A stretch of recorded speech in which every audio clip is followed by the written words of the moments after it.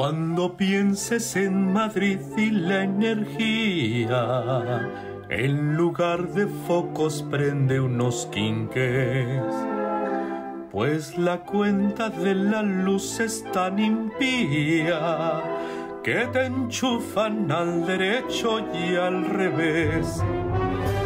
Ya solo puede vértele un gran banquero, sale caro tener electricidad. Iberdrola deja todo sin dinero, cada vatio cuesta una barbaridad.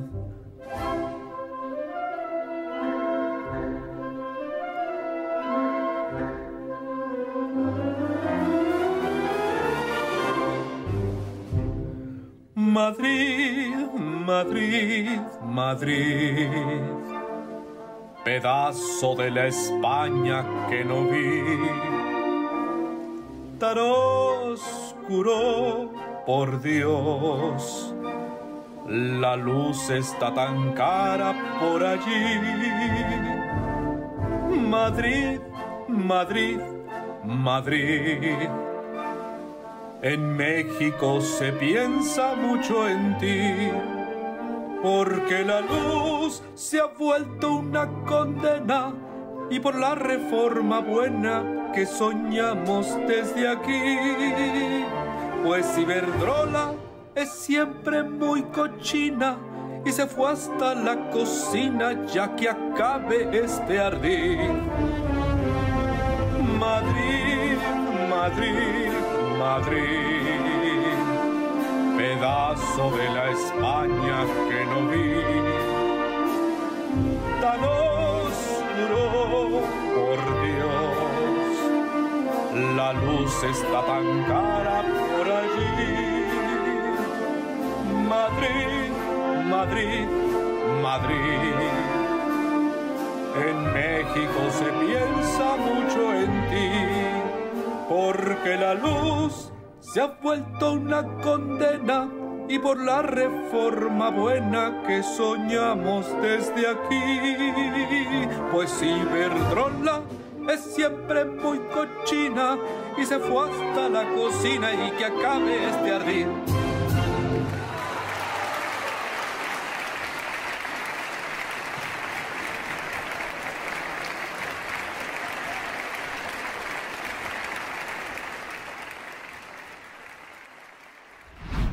Rapé, ¿dónde estás? Estoy aquí en España, estoy aquí desde hace unos días. ¿Cómo que en España? ¿Qué haces ahí? Pues vengo aquí a hacérsela de jamón al Congreso Europeo por sus declaraciones y estoy viendo lo de las tarifas eléctricas que sí están salvajes, ¿eh? Oye, perdón, maestro, pero ya vamos a grabar y necesitamos que vengas para acá y que te vengas volando. Sí, ¿en qué vienes en avión? ¿A qué aeropuerto llegas? No encontré boleto para llegar directo al aeropuerto de Zumpango, no lo logré, no lo Sí, logré. está bien, porque esa es una central avionera, esa es para léperos, esa no. Ah, por eso, era para mí, pero pues no lo logré. Bueno, precisamente para hablar del aeropuerto de Zumpango, tenemos un buen invitado. ¿Quién tú? Ah, ¿ya llegó? Sorpréndeme. Epigmenio Ibarra. Hola, hola, Ni Pepe, más ¿cómo ni estás? menos. Bienvenido al Averno, ¿Cómo estás? amigo. Qué gusto Bienvenido al verte. Averno, ¿no? Sí. No, al Averno, que es distinto. Que es distinto. Oye, qué Así me bueno. dijeron, Isaac, que bajando un refugio, me dijo un joven, welcome to hell. Y le dije, ¿qué? I said, welcome to hell. Beg your pardon. Pues bienvenido al Averno, que no es el infierno. Oye, Pigmenio, pues eres el hombre del momento. La verdad que no. La verdad que no. Lo que es del momento es el AIFA. Es el AIFA y tú acabas de hacer un video que tiene millones ya de vistas, que se llama Una obra del pueblo. Una obra y que del es pueblo. sobre, no tanto sobre la construcción del AIFA, sino sobre todo pues, lo que significa este nuevo aeropuerto. Yo te quería preguntar, ¿te contrataron de Presidencia para hacer este documental? ¿O fue iniciativa tuya o cómo fue? ¿Te pagaron? No. No te Mira, pagaron. nosotros no hacemos nada para el gobierno cobrando. pero no dejamos de hacer nada que se pueda para apoyar a la Cuarta Transformación. Okay. Y así como han dado con la Cámara, con los movimientos sociales, desde que tengo prácticamente uso de razón, pues había que estar en este momento que yo concebí como un momento estelar dentro del momento estelar de la transformación. Porque ver al ejército dirigiendo una obra con 160,000 civiles trabajando y ver esta fusión y este cambio de las armas por las herramientas me pareció fascinante y expresión de lo que se está viviendo en este país. Y desde la primera vez que le contaba al FIS y entré por esa puerta donde había miles de trabajadores entrando al amanecer. Pensé en la clase obrera Valparaíso. Claro. Y dije, ellos, el sol, la obra, los militares y el esfuerzo conjunto. Entonces no es un documental, es nada más una mirada desde el asombro y desde la admiración, con todos esos pecados que puede tener una obra así. No tiene ninguna pretensión yo cinematográfica. Lo vi y no lo percibí como un documental, no cumple pues con lo que es un documental, pero tienes razón, es como una visión de este fenómeno, es un fenómeno. Es una visión hasta personal y deficiente de un hombre que hace años era un gran camarógrafo de mano y que a los 70 años ya no es tan bueno y que entonces me dediqué a seguir el rumbo del sol y la relación del sol y los trabajadores, las jornadas. Entonces el grueso de las imágenes son tuyas, tuyas de ti personalmente, es decir, no hubo así mucha gente contratada. No, trabajamos Ernesto Lenz, que es un gran fotógrafo, con una cámara pequeña, yo con mi cámara grande, con lentes Panavision.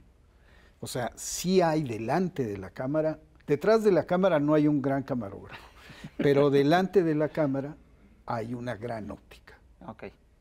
Por eso ves el flare, por eso sigues el sol. Pero el fenómeno que retrataste, pues es un fenómeno pues, al que no estamos acostumbrados, ¿no? Que es el de una masa de gente trabajando para hacer, digamos, una obra que es importante, ¿no? Porque lo que dicen que en realidad este aeropuerto es, digamos, es un monumento contra la corrupción. Es que es una obra de Estado en estado puro, como lo define el general Vallejo. Okay. Porque resulta que la encargada de construirlo no es una empresa, sino es la división de ingenieros del ejército, que no tiene fee, no tiene utilidades. Claro. Y que tiene una disciplina y cumple una misión, a chaleco. Además hay un debate ahí que aparece en el documental, porque empiezas con el aeropuerto de Texcoco, sí, ¿no? Y es decir, ¿cómo traduces eso a imágenes? Porque en el 2017, cuando estábamos filmando Esto Soy, nos fuimos me decía un militar, decía, ¿por qué la oposición no ha visto Esto Soy? Es el orden de batalla del presidente, ahí viene todo lo que está haciendo. Y es que es cierto, en 2017 fuimos a Dos Bocas y nos metimos y nos corrieron de Dos Bocas. Fuimos a Texcoco y nos metimos a Texcoco y ahí al ingeniero le dice, el día que gane esto, lo voy a tratar con Peña Nieto, si gano. O sea, yo quise empezar con eso para decir, esto no es una ocurrencia. Esto es fruto del análisis, del conocimiento y es el cumplimiento de un compromiso reiterado, no en un mitin, en cientos de manifestaciones a lo largo y ancho del país durante la campaña. Y es, a mi juicio, una obra cumbre, no solamente de infraestructura, sino de pacificación. Oye, somos unos groseros porque está Rapé con nosotros desde Madrid. Bueno, no, estás en Barcelona. ¿Dónde andas tú, Rapé? En este momento estoy en Barcelona, pero estoy muy picado aquí con la conversación y muy a gusto de que el querido Epigmenio esté aquí en el Averno con nosotros, aunque esté yo en control remoto. Aunque estés allá en el Epigmenio, purgatorio. Oye, Epigmenio, yo te quiero preguntar algo, porque a mí me parece muy emotivo. y dijiste hace ratito algo bien importante. Tú grabaste a mexicanos caminando para construir algo. En este caso es el aeropuerto, el AIFA. Y sí, creo que muchos mexicanos sabemos que cuando nos hemos encontrado contigo en manifestaciones de muchos mexicanos caminando, también se estaba construyendo un país desde entonces, desde hace muchos años que te hemos visto caminando junto a nosotros en estas manifestaciones con tu cámara al hombro. De hecho, cada vez que nos hemos topado contigo con tu cámara, hay una alerta de que esto es muy grande, esto es muy importante. Has diseñado documentos audiovisuales muy importantes a lo largo de la reciente historia de México. ¿Qué fue lo más importante que tú notaste en este andar de estos mexicanos al construir este aeropuerto? Esa misma gente caminando, los mismos pasos que he seguido durante tantos años. Ay, qué bien. Esa misma gente caminando, pero esa misma gente caminando con un propósito, igual que el de la otra gente, construir un país mejor, pero objetivamente, con sus manos.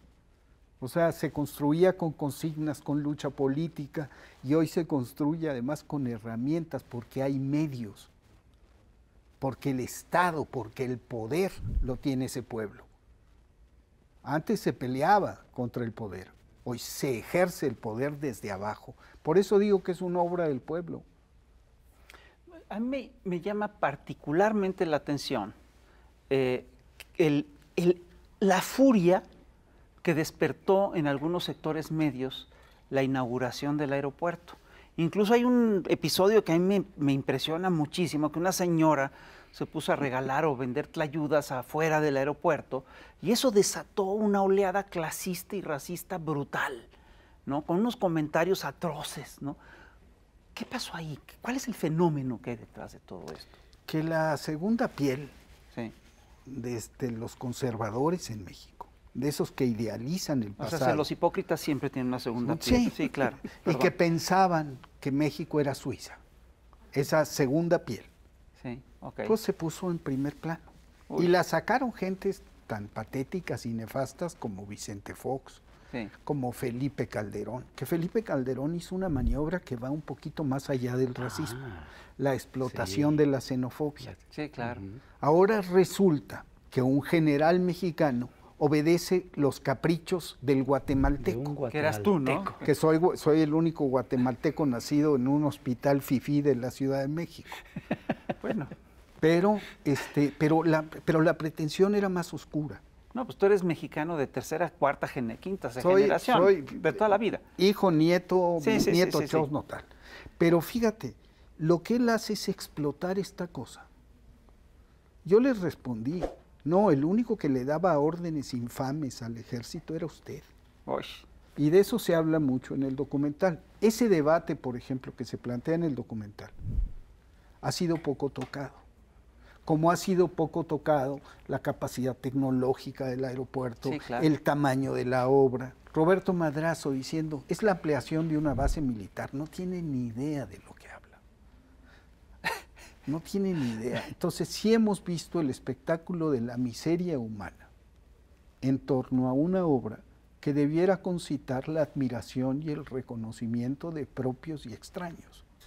Porque eso sucede en el mundo. Todo el mundo va al AIFA y dice, ay caray, 2 años y medio. Así es una hazaña. Estás tocando un tema bien interesante, pero ahorita tenemos que ir a una pausa y ahorita regresamos para seguir platicando con Epigmenio Ibarra.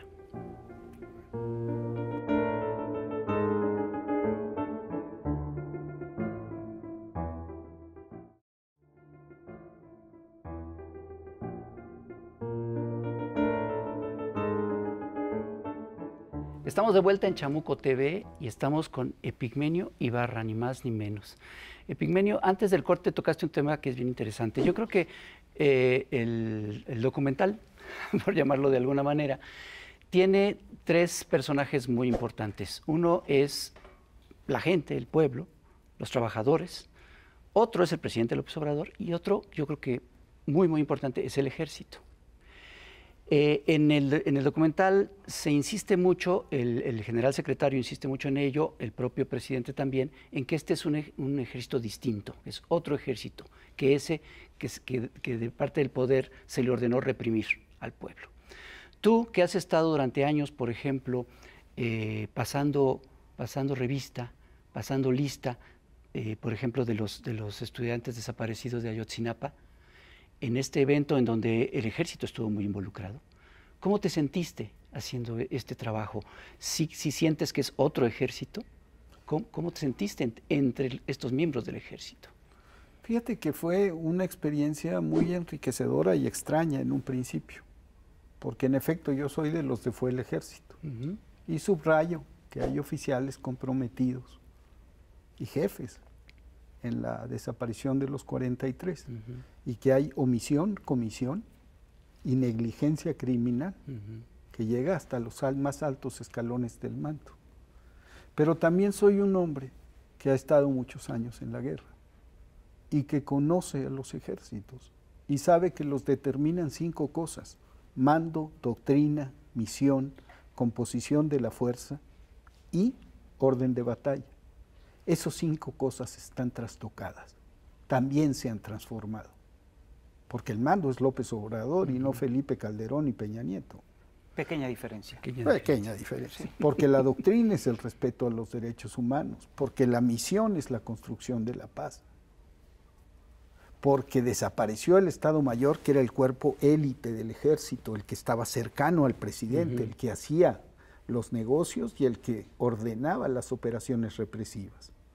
Y porque el orden de batalla cambió, pues en primera línea se pusieron a los servicios y las fuerzas de combate que se mantienen dejaron de estar a la ofensiva para pasar a tareas de seguridad. La guerra como tal desapareció. Y eso se expresa en el aeropuerto. Y eso dice el general secretario, que dice nada menos y nada más: nosotros no somos la paz, no son nuestros fusiles, son los programas sociales. Y dice, le estamos quitando poco a poco jóvenes a la delincuencia. Yo creo que a un ejército, el mejor general es aquel que gana una guerra sin librarla. Y por eso Ángeles es tan significativo, porque Ángeles, el gran guerrero, tenía como principio superior el respeto a la vida, que era preciosa, frágil y la mayor prioridad. Entonces, esa combinación, Ángeles, López Obrador, la nueva misión, que es una misión consagrada en la Constitución, la 5ª misión del ejército, es participar en obras de infraestructura para el desarrollo del país. Están cumpliendo con la ley. Órale. Está en la ley. No, además es curioso porque eso no sería fácil hacerlo con un ejército de Argentina o de Brasil, por ejemplo, porque el ejército mexicano tiene un origen muy distinto. Es un ejército de origen popular. Exacto, porque el general secretario es hijo de un mecánico. Sí. Y porque todo lo que conversa López Obrador sobre el ejército, que es durísimo, lo hace enfrente de los 2 generales. O sea, ahí no hay maniobras. O sea, cuando él dice, este ejército no va a volver a reprimir y tiene lealtad conmigo y lo agradezco y está bien, pero porque este país tiene que ser gobernado por civiles, pero tiene lealtad con el pueblo porque de ahí viene. Eso es nuevo.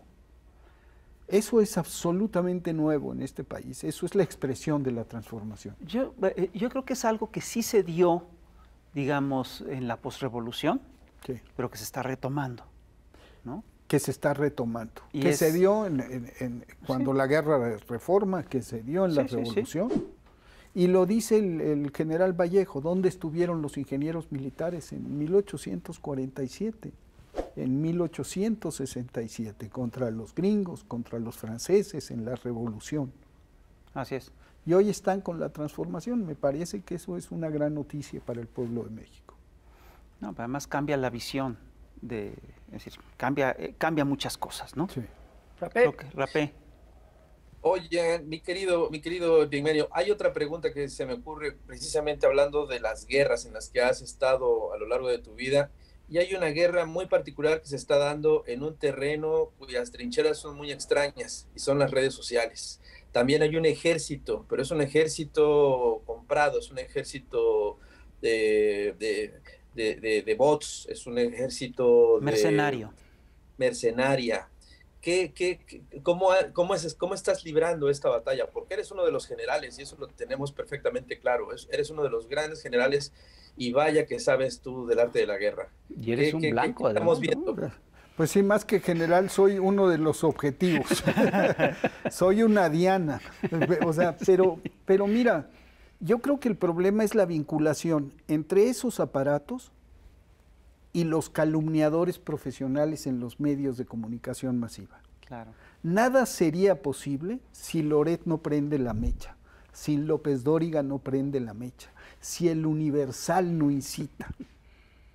Entonces, la vinculación entre redes sociales y la vieja prensa, la prensa que ha servido al poder, que en lugar de ser testigo de los hechos fue cómplice del poder. Esa prensa que sigue emperrada, perdón la palabra, porque es algo más que la obstinación y la ceguera, es una rabia en volver al mismo estatus anterior y que hoy se sienten además presidenciables. Como la oposición no tiene a nadie, hoy en primera fila están los columnistas, encabezando el intento de golpe blando. Y ellos sueltan la calumnia, prenden la yesca y el fuego se extiende en la pradera a través de las fuerzas mercenarias de la red y de la bola de fanáticos a los que es muy fácil incendiar con mensajes de odio, de xenofobia, de racismo, porque les despiertas los instintos más primitivos. Eso hacía el fascismo, eso se hace hoy en México, eso hace hoy la derecha. Combinación, medios, redes sociales, llamados racistas, incitación al odio y resistencia al cambio. Porque quien tiene miedo, pues no se atreve a ser libre. Oye, ahorita que dijiste eso hacía el fascismo, yo he leído varias personas acusándote a ti de hacer eso. Es el Goebbels, ¿no? Sí, claro. Es Leni Riefenstahl, o sea, tratan de voltearlo. Claro. Y acusar de lo que ellos padecen, ¿no? Porque a ti te acusan de eso, incluso con este video, de manejar los sentimientos, ¿no? Ser un poquito chantajista emocional y demás. ¿Qué puedes tú decir a esas? Primero que la propaganda parte de falsear los hechos. Yo estoy retratando lo que vi. Uh-huh. Yo no puse a los obreros a cantar al himno, yo los vi. ¿Por qué no los vio la prensa? Pues porque no va a las 5 de la mañana. ¿Por qué no vieron eso? Pues porque no van. Porque se la pasan en sus estudios de radio y televisión esperando que la historia les pida cita. ¿Por qué? Y se lo dije a Carmen Aristegui. Carmen, ¿por qué si tienes 4 secretarios de Estado y un presidente no te presentas en la mañanera y los increpas? ¿Por qué? Pues tengo mi programa. Pues llevas un monitor y una reportera le dice, aquí está Carmen que le quiere preguntar. Pero no se dignan acudir a los lugares donde la historia se produce, porque verían esto que vi y más. Mi mirada se quedó ajustada, angostada. Yo retraté lo que vi. Entonces tú no pusiste al general Vallejo a hablarle al No, por estatua. Dios, yo no puedo ordenarle a un general del Estado. Es más, de hecho, yo lo que sí decidí fue convertir la escultura en un personaje. Terminé de la colocación, plac, me fui y recibí una llamada. El general Vallejo le pide que van a hacer una ceremonia si usted estaría de acuerdo en firmarlo. Es una tradición militar. Y dije, por supuesto. Oye, un tema que yo creo que hay que tocar, y es un asunto en el que también estás metido, es el asunto de la revocación de mandato. Sí. ¿Qué tan importante es la revocación de mandato? ¿Por qué promover la revocación de mandato cuando el presidente tiene una gran aprobación, no tendría... ¿Cuál es el sentido de esto? Porque se siente un precedente. Okay. Imagínate si hubiera existido la revocación de mandato. ¿Cuántas vidas se habrían salvado si quitamos a Calderón? ¿Y cuántas vidas se habrían salvado si se va Peña? Si ejercemos un derecho sagrado de la democracia, que se produce en todos los países. Los votos de retiro de confianza se dan en Italia, en Francia, en Inglaterra, en California. Todo se consulta en California. Hace 3 meses el gobernador de California se sometió a un proceso de revocación de mandato. ¿Por qué los mexicanos no? ¿Qué no somos incapaces de hablar, de decidir? La democracia no es democracia si no es participativa. Entonces están armando toda una urdimbre de mentiras para denostar este ejercicio, no porque López Obrador lo va a ganar aplastantemente, no, porque no quieren que se produzca en el futuro, porque la democracia debe ser acotada para ellos, es decir, no debe ser democracia. Y ahí están coludidos los consejeros, que lo que ha hecho Lorenzo Córdoba es francamente inmoral. Ha violado la Constitución, ha actuado como secuestrador, exigiendo rescate por la revocación de mandato. Y esto que están haciendo de promoción es insultante. Ya nos lo hicieron con la consulta de juicio a expresidentes. Nos lo están volviendo a hacer. Uy, pero falta que nos dejemos. Epigmenio, tenemos que terminar el programa para televisión, pero queremos pedirte que te quedes un momento más para seguir platicando en YouTube. Claro, muchas gracias. Y hablaremos de la revocación de mandato, entre otras cosas. Hola, ya estamos de vuelta aquí en el Plus de YouTube del Chamuco TV y tenemos aquí en el estudio, seguimos platicando con nada más y nada menos que el no guatemalteco Epigmenio Ibarra, que nos hace el honor de estar aquí con nosotros. Y antes de continuar con el tema de la revocación del mandato, yo quiero hacer una pregunta. Epigmenio, ¿no eres un militar disfrazado de casualidad? No, no soy cabo del ejército guatemalteco. Y me temo que Pedro Miguel no es sargento, ni Slim es general. No, pues no. O sea, yo vi a puros civiles, a menos de que, claro, no, había militares también, sí había militares, pero todos disfrazados de civiles, no. Es que es parte del despropósito de la envidia. La envidia es, fíjate que hay un libro de Gott-Sally, que un historiador alemán, que habla de que la envidia es el motor principal del antisemitismo. Sí. Pues hay que analizar la envidia de la derecha, porque la envidia es uno de los factores que vuelven más criminales a los hombres y a las mujeres. Sí, claro. Y entonces aquí lo que está imperando es la envidia, porque ven, en un país ayuno de obras. Sí, claro. O sea, pero además, seamos claros, Fox trató de hacer un aeropuerto, Felipe Calderón no pudo ni plantearlo, Enrique Peña Nieto trató de hacer un aeropuerto y no pudieron. Y aquí sale un aeropuerto en 2 años y cacho. En 2 años y cacho, un aeropuerto funcional. Cuando fuimos con Andrés Manuel a ¿cómo se llama?, a Texcoco, nos mostraron unas gráficas del auditorio, se ven en el documental. Tú ves la escala humana. Eran hormigas los seres humanos, era un monumento a la megalomanía de los arquitectos. Simplemente la envoltura de la terminal así orgánica. Eso era una locura, eso iba a costar miles de millones de pesos. Es que mientras más pequeño es el personaje, por ejemplo, Vicente Fox, ¿cuál fue su, entre comillas, obra monumental? Una biblioteca. Sí. ¿No? O sea, un tipo... Cualquiera pensaría que es un mecanismo de compensación. Y la Terminal 2, que es grandota, 2. fea y a lo pendejo.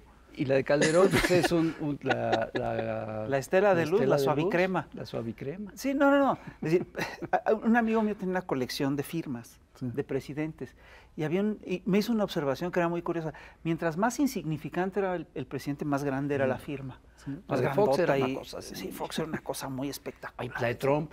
Y Juárez era una cosa así chiquitita, Santana era una S grandototota. Pero el caso es que, pues sí es un bueno, sí fue un shock para este sector la pérdida del proyecto de Texcoco, porque les implicó, entre otras cosas, la pérdida de negocios inmobiliarios importantes, y además hay un planteamiento que ahorita les debe de irritar mucho, que es que se acaba de decretar que Texcoco es reserva ecológica. Ya dijeron que el decreto lo van a anular y que vuelven a construir Texcoco. Y que se van a ir a Canadá, y que el primer vuelo será a Canadá. Porque sobrevolé Texcoco. Ajá. Ahí hay unas imágenes. Sí. Ajá, en sí, el claro. documental. Es un lago. Sí, claro. Es como un, ¿sabes cómo es? Como un Es un cementerio. vaso Es un cementerio de dinosaurios. Es un vasoregulador, Sí. ¿no? Es un lugar donde fluyen Sí. ríos y que es un vasoregulador. Entonces, construir un aeropuerto ahí es un despropósito. Yo recuerdo que cuando empezó esto, un caricaturista dijo, no, ya se construyen aeropuertos sobre el mar. Sí, pero se construyen sobre el mar a 20 metros, con pilotos de 20 metros, con tierra firme, y no en los suelos que se tenían en Texcoco, que son realmente inadecuados para poner pistas, ¿no? No podían poner pistas de concreto. Las pistas de Texcoco iban a ser de asfalto. Fíjate. Por tanto, iban a ser así, como la carretera que te lleva a Texcoco. Sí, que de repente... Los columpios de la Sí, sí, carretera sí, de sí. Texcoco. Entonces, la verdad es, la envidia los corroe, los trae locos. Pues la envidia y el odio, y ese, El clasismo. como dices tú, tú utilizaste otra palabra, pero ese aferrarse a recuperar todos los privilegios perdidos. Y yo quisiera volver un poco al tema de los medios, porque yo creo que es bien importante. Yo creo que los medios corporativos representan el 90% de los medios corporativos representan a el 1% de la sociedad en México. Son de ellos. Son de ellos. Son de ellos. Y si quieren contrapesos, pues qué mejor lugar que en los medios hubiera esos contrapesos. Pero yo siento que un poco estos lo están entendiendo, incluso los mismos dueños de los medios corporativos. Y tú otra vez ahí eres protagonista. A ti te acaba de invitar Ciro Gómez Leiva a su programa y se armó todo un escándalo. Unos decían que cómo era posible que un medio tan importante recibiera a alguien como tú. Hasta llamaban a que cancelaran, ¿no? Que dejaran de verlo. Perdió 25,000 seguidores Perdió 25,000 en 2 días. Él me dijo también después que 11,000 nada más. Mira nomás. Pero mucha gente dijo, te vamos a dejar de escuchar. Hoy todavía que fui, que ya no fue ni ríspido ni nada, hoy fue descafeinado. Por más que yo quise poner un debate ahí, pero porque fíjate que el aeropuerto a él lo tenía, pues ojalá y funcione. Es que a eso voy. ¿No sientes que realmente sí están como tratando ya un poquito de abrir espacios, como que sí se están dando cuenta de que no les está funcionando, no solo no les está funcionando esta estrategia de golpeteo, sino que les está siendo contraproducente? Entonces tal vez están empezando un poquito a pensar en la posibilidad de abrir espacios. Es que verlo así, si ellos llegan al 30%, que son 25 millones de personas, 30 millones de personas, y López Obrador tiene el 65, 70%, pues están perdiendo este segmento de audiencia. Claro. O sea, pueden seguir aquí, y aquí vivían porque le daban la espalda a todo, porque tenían el dinero del gobierno. Hoy no tienen dinero del gobierno, hoy tienen que vivir como cualquier medio en el mundo, de tener éxito con sus audiencias. Entonces están volviendo a ser, o tendrían que volver a ser medios de comunicación y no instrumentos del poder. Que es lo que han sido todo. Que es lo que han sido, porque hay que hablarlo con toda claridad. Era plata, era plomo y eran medios. Esos 3 soportes tenía el poder cuasi dictatorial que teníamos en México. Y los medios fueron cómplices de ese régimen. Callaron ante sus crímenes, callaron ante el saqueo, avalaron los fraudes electorales. Y hoy están empeñados, o estuvieron empeñados por un rato, y siguen muchos, en tumbar a López Obrador, en frustrar la transformación. Entonces, la verdad, tiene que haber una inversión, tiene que haber concesionarios, tiene que haber estrategas que digan, hey, nos estamos perdiendo, ¿eh? ¿Es un cálculo más económico que político? También, esa es una combinación. Porque la verdad vende, ¿no? Pues sí, y sobre todo cuando bueno, es tan sí deberían elocuente. entenderlo. La verdad es, hoy empiezo mi artículo con una palabra, con una frase de Paulo Freire, que dice, la palabra verdadera transforma. Y eso es en realidad. ¿Por qué? Porque pues no pueden estarle pegando todos los días a López Obrador y López Obrador enfrentarlos en una disputa necesaria, saludable, enriquecedora, buena para la República. No pueden estarlo enfrentando en desventaja permanente porque quedan en evidencia, Loret queda en evidencia todos los días. Entonces, este cambio es también un cambio pragmático de los concesionarios. Un reencuentro con una audiencia que es mucho mayor que los fanáticos que lo siguen y que piden sangre. Hay una gente que dice queremos cambio. Hay López Obrador tiene razón, hay una revolución de las conciencias. Eso explica la victoria del 18, eso explica la popularidad de López Obrador, que la gente se liberó de esa tutela mediática impuesta por el régimen, de esa mordaza. Sí, estos medios son parte del régimen, ¿no? Es decir, son parte del viejo régimen y de hecho es curioso porque en la era neoliberal en todo hubo monopolios.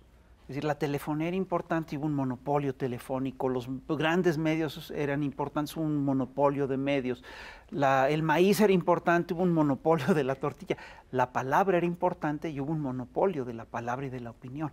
Claro. Y lo manejaba todo este sector, y lo manejaba a voluntad. Y esto es a lo que, y no están acostumbrados a perderlo. Es que duele perder. Cuando sí. te afectan los bolsillos, Ay, la sí, vanidad, porque la vanidad pesa. Y ser el señor López Dóriga o ser el señor fulano que dicta, que le dice a los mexicanos y a las mexicanas qué hacer y dejar de serlo, eso Debe de ser difícil. duele. En eso nunca lo sabremos. Y que, Qué bueno. y que tenían derecho de picaporte en Los Pinos. Vivían en los pasillos de Los Pinos. Y todavía por eso escriben estas cosas de, y el presidente le habló a fulano y le dijo a sutano que entonces, Como y si tú dices, supieran. Fuentes estaba confiables. sentado en el escritorio de uno y del otro al mismo tiempo, colgado en el, pues vivían de filtraciones. El periodismo mexicano no es de investigaciones, es de filtraciones. Filtraciones que hacía ¿quién? La policía, la inteligencia del Estado, la inteligencia que los políticos tenían para golpear a otro. Entonces hoy están ayunos de todo eso porque resulta que, pues no, primero no acceden a Palacio porque no tocan la puerta, no tienen la humildad de tocar la puerta. Fíjate. Segundo, porque cuando hacen entrevistas, ¿qué les preocupa más? Sus preguntas. Sí. Las entrevistas son un espacio de lucimiento personal para los líderes de opinión, no de encuentro con personajes. Por eso me dicen propagandistas, porque yo no pregunto demasiado. ¿Por qué voy a preguntar? Sí, cierto. Ahorita me acordé una vez, el Fisgón y yo nos entrevistó Loret de Mola hace muchos años. Sí, es cierto. Y yo me acuerdo que nos hizo una pregunta y yo le estaba respondiendo y le veía la cara y me di cuenta que no me estaba escuchando. Y cuando terminé de hablar, preguntó otra cosa que no tiene nada que ver. O sea, el tipo no estaba escuchando nuestras respuestas. Si es así, no le importaban. No, él se quiere lucir Sí. para que todo el mundo diga qué inteligente es, y qué agudo, y qué valiente. Pero pues que no le sale. Qué mal reportero. Lo importante, Qué mal lo entrevistador. importante es lo que la gente te dice. Pues sí. Tú te callas. En 1 hora, 12 minutos que dura el documental, hay una pregunta mía. Lo que importa son las respuestas. Y a ver, Rapé, pregúntale algo a Epigmenio porque lo que importa son sus respuestas.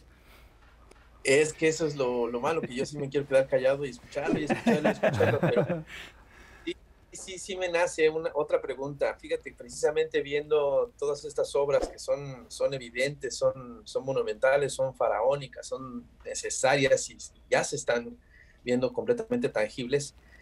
A mí me gustaría mucho, mi querido Epigmenio, que me contaras si tú ves también la construcción de obras intangibles, pero que son indispensables en este país. Y te puedo hablar, por ejemplo, de una conciencia colectiva cívica.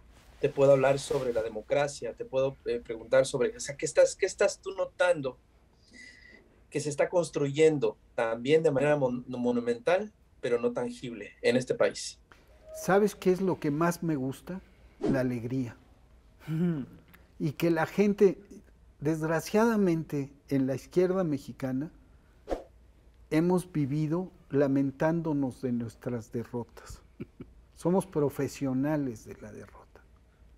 Y una cosa que se está construyendo y que se vivió el lunes en la apertura del aeropuerto con la gente, es la alegría, la confianza en la victoria. Sí ganamos, sí se pudo, sí se puede. Pues es que no estamos acostumbrados. No, yo sí. Yo vengo de la victoria, de una victoria imposible.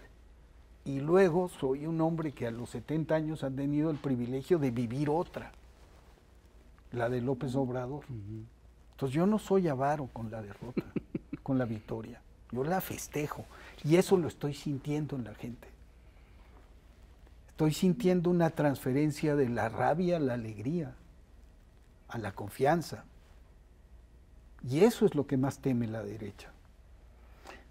Y regresando al tema de la revocación de mandato, es decir, no es verdad también que estamos acostumbrados a una democracia, digamos, en la que le depositamos, una democracia representativa en la que le depositamos nuestra confianza y nuestros votos a un sector, a un político para que después éste haga lo que quiera. ¿Cuál es la importancia de hacer un ejercicio de democracia directa como lo es la revocación de mandato? Primero, que lo que te decía hace rato, que esa democracia representativa es una democracia a medias. Ergo, no es democracia. Okay. Es un sistema hiper rebasado que en cualquier país del mundo tiene ya avances, el referéndum, la consulta, los votos de censura de los parlamentos. O sea, en cualquier país civilizado, en Italia, en Gran Bretaña, tú ves cómo se caen los gobiernos por errores. Sí, claro.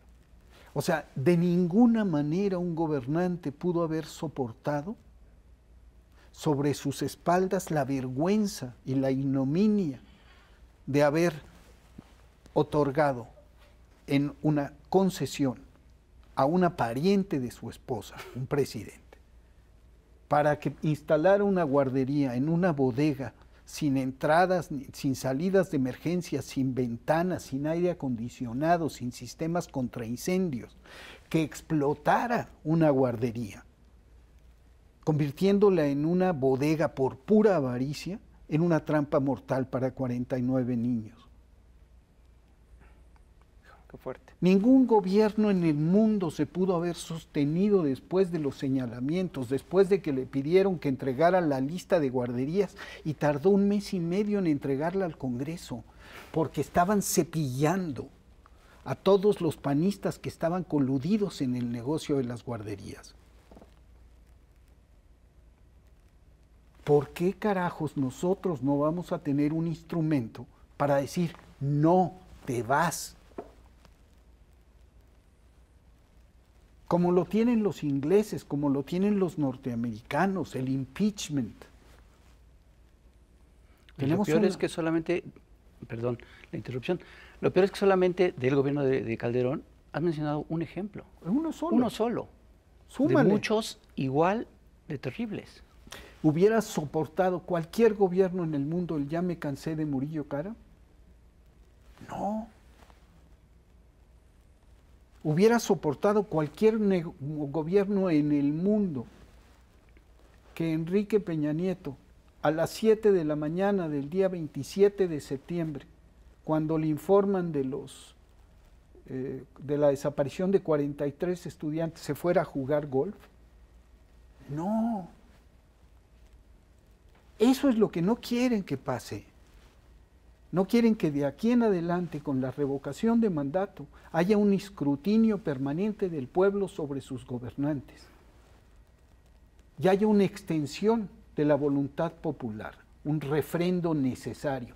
Hasta para los coches necesitas refrendo, para los pasaportes. Todos los documentos oficiales necesitan un refrendo, el voto también. Y el INE y Lorenzo Córdoba y Ciro Murayana traicionan un principio democrático esencial. Y se la pasan diciendo que el gobierno de López Obrador es pésimo, todo está mal, es el caos absoluto. Bueno, pues ahí está la revocación de mandato, ahí está la solución. ¿Por qué no lo tumban? Si es facilísimo, no hay que dar un golpe blando, hay que salir a votar. Sí, pues a lo mejor por eso. ¿Por qué no lo sacan?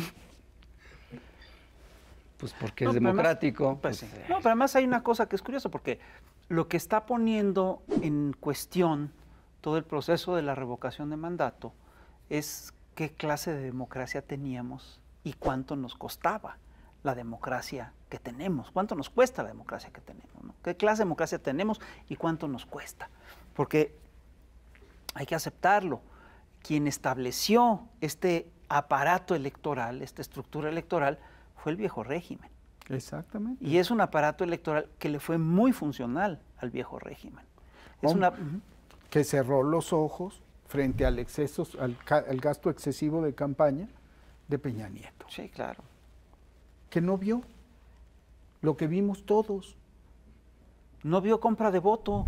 Es decir, es increíble. No lo vio. Imagínate cuánto cuesta un operativo de compra de voto. ¿Cómo no lo ves? ¿Cómo le haces para no verlo? Los espectaculares que tenían saturado las ciudades. ¿No las vieron? No las vieron. Como antes no vieron los spots de Es un peligro para México y no vieron la operación del Bester Gordillo y los maestros formados en primera fila para hacerse cargo de las casillas. Así es. Entonces, sí tenemos la revocación de mandato y lo siguiente, reformar los órganos electorales para tener un órgano electoral que sea en efecto un árbitro imparcial, que cumpla con la Constitución y que garantice el ejercicio pleno de los derechos ciudadanos. ¿Y cómo tendría que ser ese órgano? Eso sí, yo no, pues por lo menos dirigido por personas honestas, íntegras, que no sean voceros de la derecha. Pues sí, por lo menos que sus titulares no fueran nombrados por los partidos, ¿no? En cuestión, era una cosa increíble. Para empezar. No, y sobre todo, y la otra cosa es que tampoco puede ser un órgano, digamos, tan increíblemente caro. Es increíblemente caro el voto en México, ¿no? Es un dispendio. Increíblemente caro. Y además increíblemente ineficiente. Sí, claro. Ineficiente. Porque todo el mundo hace lo que le da la gana, los partidos hacen lo que le da la gana. Menos los ciudadanos. Los ciudadanos no pueden hacer lo que les da la gana. Es que los restaurantes son muy caros y hay que desayunar bien. Sí. ¿Quieres que coman tlayudas? Pues no, tlayudas no, por favor. Si ya somos país de pensar, como dice un tuit que citó López Obrador, yo que pensaba que éramos un país del primer mundo, qué vergüenza. Comiendo tlayudas. Por eso en el 2024 van a sacar a esos, ¿cómo dijo? No dijo... léperos. Léperos, a esos léperos del léperos. gobierno. No dijo nacos porque se aguantó. Porque buscó el diccionario, porque buscó un diccionario de sinónimos y mexicanismos. Sí. ¿No? Para... No, hombre, ¿cómo crees? ¡Rapé! ¿Qué pasó? ¿Ya nos vamos o seguimos platicando? No, hombre, porque pues síguele platicando esto un poquito está bueno. Oye, mi querido Pigmenio, hay otra cosa. ¿Cómo ves las siguientes obras que estamos ya también viendo que van en muy buen avance? ¿Vamos a poder esperar un documento audiovisual también en el que podamos ver todo este esfuerzo? No sé, fíjate, porque Yo encima tengo que trabajar. y pues el aeropuerto aquí podía ir, pero no sé. A Dos Bocas está más difícil. A Dos Bocas, pero sí quisiera, y lo estamos planeando con Verónica, hacer algo que tenga que ver con el legado, con el legado de esta administración. Entonces, y recorrer el camino que hicimos en Estos Hoy al revés. ¿De regreso? De regreso. Y entonces fuimos a Dos Bocas, ir a Dos Bocas. Fuimos al transísmico, fuimos a agronitrogenados, nos metimos a una planta de Odebrecht, bueno, de Lejecitos, pero... Entonces, si es posible con él hacer una reconstrucción de legado, como lo que me pasó cuando la pandemia. Yo escribí una carta diciendo, estoy pensando en John Reed y en 10 días que conmovieron el mundo, en Stefan Zweig y en momentos estelares de la humanidad, y quisiera saber qué piensa en estos momentos que van a cambiar el mundo, lo que piensa un hombre que vive, que se alimenta de multitudes y que hoy está solo en palacio. Esa fue mi premisa. Y bueno, la pescó y dijo, va, hablemos. Oye, entonces vamos a hacer algo de legado, ojalá. Y aparte de eso, Argos, ¿en qué está trabajando? Argos hace muchas series. Argos tiene 2 divisiones. La división de producción de contenido. Ya no es una productora, ahora nos llamamos Argos Media Group. Tenemos 3 productoras, 3 compañías productoras. Argos Contenido Original, que es nuestra compañía estandarte, la que produce nuestros productos. Argos Televisión, que maquila. Estamos por anunciar una iniciativa de mis hijas que se llama Inana, que es un sitio para desarrollar contenido hecho por mujeres latinoamericanas. Y luego están los estudios Gabriel García Márquez, Cinematic Media y La Escuela, que La Escuela es una maravilla. La Escuela lleva 20 años y tiene 1,100 alumnos. Y los estudios son muy bonitos. Porque Argos revolucionó yo me atrevería a decir que revolucionó la televisión, las telenovelas. Yo recuerdo Con Nada Personal y Mirada de Mujer. Sí, fue realmente un... Sí, nos volvimos. Y luego lo repetimos. Cada tanto tiempo, o sea, yo digo que a nosotros, y son claves que encuentro comunes con López Obrador. Primero nos marcó la teología de la liberación. Segundo, nos marcó el marxismo, pero por encimita. Del marxismo solamente una cosa, la 11ª tesis sobre Feuerbach. No hay que interpretar el mundo, hay que transformarlo. Y tercero, una ansia de victoria, cañona, porque nacimos de la derrota. Mi generación, la generación de... Y en esa ansia de victoria, un pragmatismo brutal. Cualquiera le vende el alma al diablo, pero no cualquiera se la compra. Nosotros vivimos de comprarle el alma al diablo, que eso es lo que hace continuamente el presidente. Nada más que él siempre deja al diablo satisfecho. Siempre dice, oye, qué buen precio le di, le voy a vender otra vez el alma. Pero estos son, y Argos es así, negocia con el diablo. ¿Qué tiene que hacerlo? Pero no le vende su alma al diablo. ¿Qué telenovelas? Pues sí, nos cerraron la puerta de la información. Después de 12 años de ser reporteros, nos dijeron, ni de chiste un noticiero. Claro. Entonces, siguiendo a von Clausewitz, dijimos, la ficción es el periodismo por otros medios, nada personal. Y de ahí Capadocia, Ingobernable, y hemos tenido la suerte de cada tanto tiempo pegar uno. Y de trabajar siempre con la visión de que como no teníamos nada, teníamos que hacernos de fierros, de lugares para poder decir las cosas, porque si no, nos íbamos a morir. Entonces construimos durante 28 años los estudios Gabriel García Márquez. Y hoy somos, pues, ¿qué te diré? Estamos entre las 5 productoras más importantes, independientes de contenido en español en el mundo. Mira, Se dice fácil. No, se dice fácil, Exacto. pero no es fácil. Sin ser hombres de negocios. Pues sí. A lo mejor ese es Ni el mujeres de secreto. Bueno, Verónica más. Yo no. A lo mejor ese es el secreto, Pues ser locos. ¿no? Ser Bueno. locos. Ese es a veces una buena idea. Ser locos. Pues Epigmenio, muchas gracias. Larga vida a Argos, larga vida a Epigmenio Ibarra. Ojalá nos veamos pronto por acá otra Ojalá y vez. te repongas de tus caídas. Sí. No, ojalá y me siga cayendo. Bueno, eso Porque seguro eso, va a ocurrir. Porque Te eso le sigas levantando. quiere decir que todavía ando con la cama. Pues sí. claro. El problema, mi querido Rapé, es que para seguir las otras obras soy yo el que tiene que filmar. Pues sí. Y entonces eso está cañón. Pero ahí estaremos. Perfecto. Se te ve fuerte, Epigmenio, se te ve fuerte. Pues Sí, aquí espero yo. De tanto caminar, ¿sabes qué alimenta? ¿Sabes qué nutre? La gente. Ah, sí. Cada vez que te echas la cámara, y me quedo cada vez más mudo ante la gente.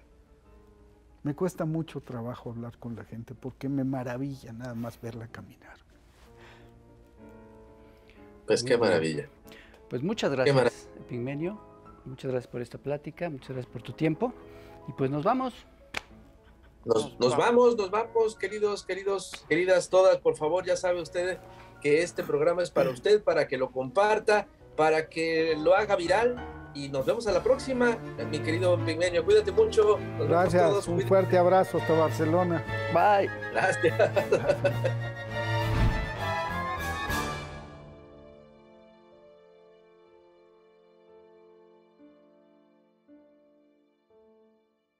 Seguro que, A ver, Rapé. oye, a ver, que si le aprietan un poquito más el cable. ¡Ay! Ándale ahí, ahí está bien. No tanto, no tanto. ¿No te molesta ese? ¡Ay!